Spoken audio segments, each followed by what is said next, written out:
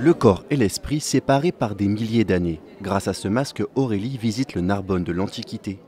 Une technologie ludique qui intéresse cette conservatrice du site archéologique de la Grofezinck, près de Millau dans l'Aveyron. Franchement, moi je gère un site archéologique, c'est la période que je connais très bien et pourtant ça m'a embarqué, quoi. J'ai été émerveillée. Et ce qu'on cherche à faire, c'est de donner accès à nos visiteurs non archéologues une vision de ce que pouvait être ce site, comment il était constitué.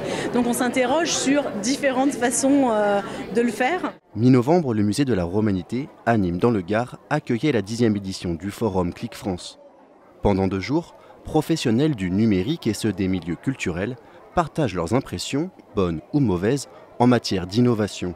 Leur objectif commun, proposer des expériences toujours plus extraordinaires à leurs visiteurs. L'idée, c'est de mutualiser les expériences, de capitaliser sur les bonnes expériences ou les échecs pour faire en sorte que l'innovation se répande plus dans les musées et les monuments, qu'ils soient physiques, dans le lieu lui-même, ou qu'ils soient virtuels, par le biais des sites internet, des applications mobiles, des chatbots, etc. Des services proposés à ceux qui poussent la porte des musées, mais pas seulement. Pascal Trarieux, en charge de la refonte du site des musées d'Occitanie, espère bien amener la culture jusque dans les foyers. Notre souhait, c'est d'être ouvert à tous les publics. C'est le rôle des musées.